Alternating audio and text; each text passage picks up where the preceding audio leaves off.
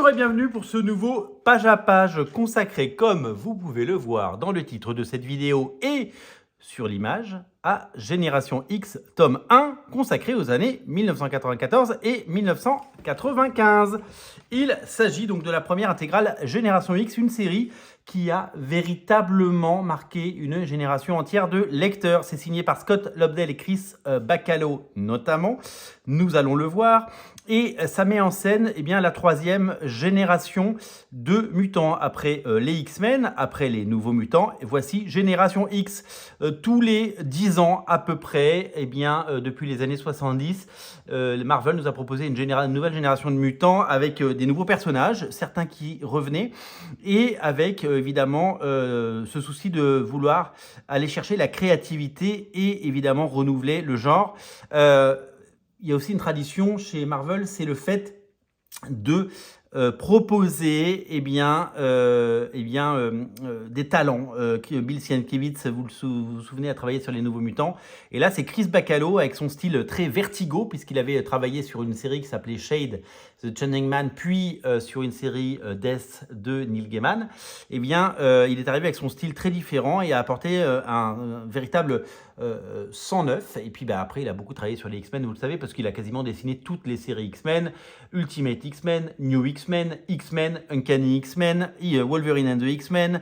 Il a vraiment été sur toutes les séries et il a débuté par Génération X, comme nous allons le découvrir. Je me souviens que j'ai adoré à l'époque découvrir cette nouvelle génération de mutants et cette nouvelle série. J'ai aimé l'humour, j'ai aimé l'approche, j'ai aimé que ce soit complètement différent de ce qu'on ait lu et c'était pas gagné parce que faire à l'époque des X-Men, quelques années après les années Jim Lee, une série un peu plus indé, un petit peu plus graphique, c'était un véritable pari et l'audace à payer puisque c'est véritablement un succès. Nous allons ensemble découvrir cela. Alors, comme toute bonne intégrale qui se respecte, cette série se compose des prémices et des origines de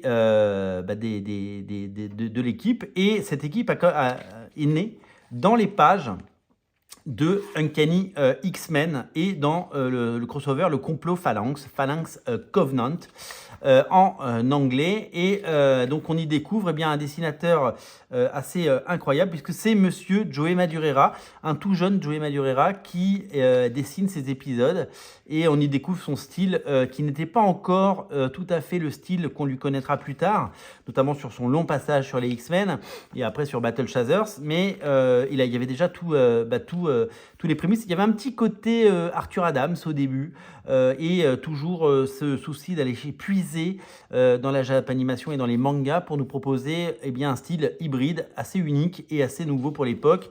C'était tout simplement génial. La série X-Men, quant à elle, était encore dessinée par Andy Kubert. Et ouais, Andy Kubert, incroyable, qui a fait des dizaines et des dizaines d'épisodes dans les années 90 des X-Men. C'était quelque chose d'assez étonnant de voir son talent. On y découvre les personnages de Génération X qui sont donc pourchassés par la Phalanx avec Jubilee en tête et le personnage du Hurleur avec Emma Frost qui deviendront les nouveaux Charles Xavier puisque c'est eux qui vont s'attaquer à la série. Alors du coup, quand j'ai vu ça, je suis allé rechercher mon épisode 317. On avait un petit effet chromium sur la couverture et donc là, ça fait un peu crado, comme vous pouvez le voir. Et puis alors, c'est la grande spécificité de ces intégrales, c'est que chez Panini, ils traduisent les couvertures. Alors ça, j'ai jamais compris. Alors ça s'appelait Génération Next et là, en français, ils nous avaient traduit ça par deuxième génération. C'était plutôt la troisième génération. Alors, je suis allé voir un petit peu. Regardez la différence, si vous le voyez, de traitement. À l'époque, dans ces comics en version originale, le papier était dégueulasse. C'est un papier qui est un peu jauni d'ailleurs. C'est un papier type papier journal. On a un bien meilleur papier aujourd'hui, mais on a moins de teintes dans les dégradés. Et je me demande si de quel type de fichier on est reparti. C'est assez étonnant de voir que certains traits semblent avoir un petit peu disparu. Comme quand on voit là, on a l'impression que ça s'est un petit peu aseptisé sur les deux versions. Voilà. Je ne sais pas trop quoi en penser, mais bon, ce sera la meilleure version qu'on en aura. Donc On n'a pas trop le choix. Donc on est sur du Joey Madureira, on est sur la création et les fondations de cette équipe de Génération X qui évidemment va prendre corps et prendre forme dans les pages de X-Men et de ce crossover qui a emmené pendant plusieurs mois les séries X-Men comme vous le savez. Donc Andy Kubert qui dessine ces épisodes. Il avait pris la suite de Jim Lee, souvenez-vous, sur cette série X-Men. Et il avait, bien entendu, excellé dans ce travail. Il reviendra sur les X-Men plus tard, puisque vous le savez, c'est lui qui fera... quelques épisodes de Ultimate X-Men et puis après il fera beaucoup de boulot pour DC Comics comme vous le savez. Couverture de Joey Madureira qui nous rappelle évidemment le départ du Cyclope des X-Men et puis un épisode dessiné par Roger Cruz, un dessinateur qui était souvent là pour faire des fill-in et alors pendant longtemps il avait copié des dessinateurs comme Jim Lee ou Art Ebert. Et puis là, d'un coup, il a commencé un petit peu à singer le style de Madureira, à la demande de Marvel, hein, ne l'oublions pas. On a souvent accusé Roger Cruz d'être cet auteur qui copie les autres, mais c'est lui qui a, évidemment, on lui a demandé de dessiner comme ça.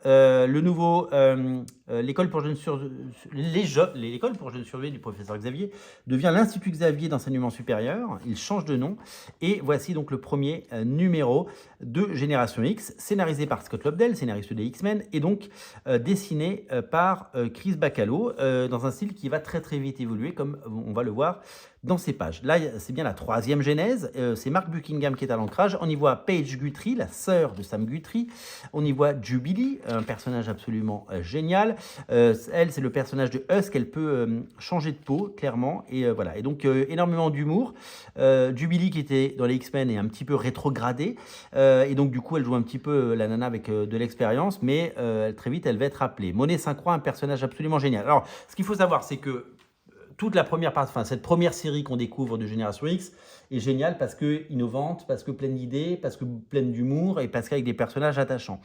Tout va être gâché au fil du temps. Il n'y a pas plus gros gâchis que cette équipe puisque certains personnages vont disparaître, certains personnages vont être assez maltraités.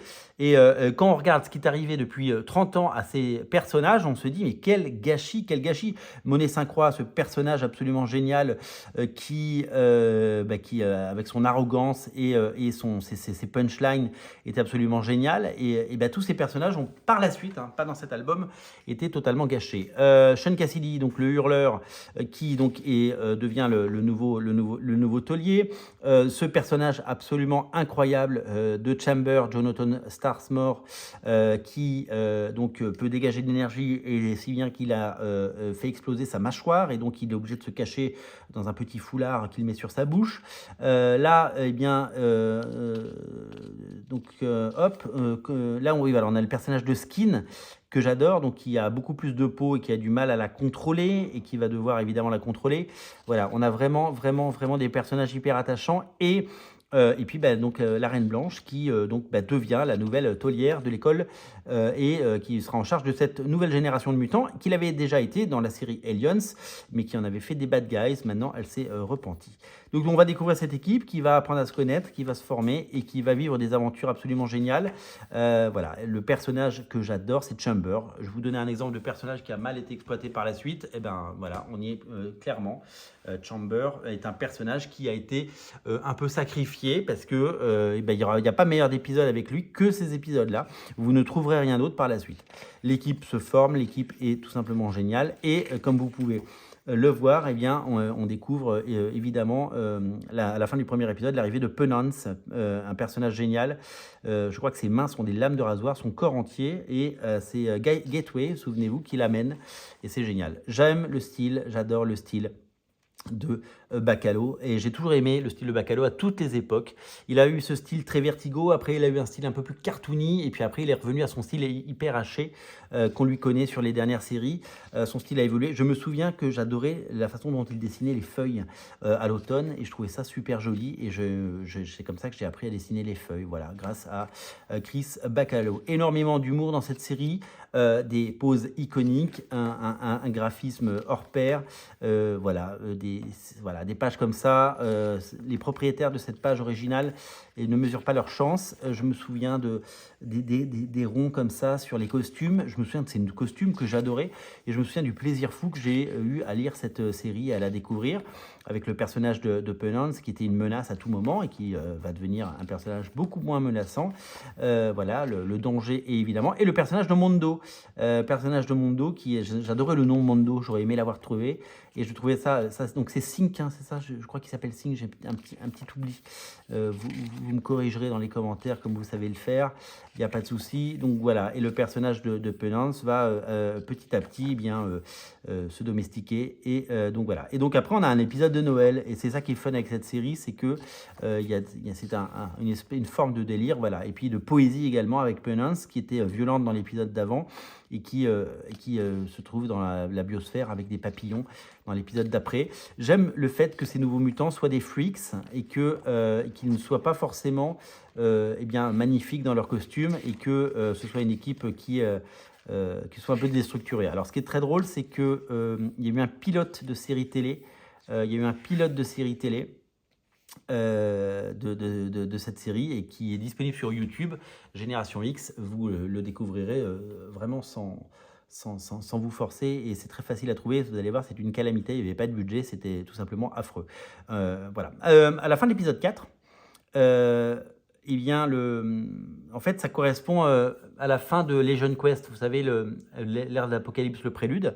Et donc, après l'épisode 4, la série s'arrête. Et elle va devenir Generation Next pendant 4 numéros, toujours par Scott Lobdell et Chris Bacalo.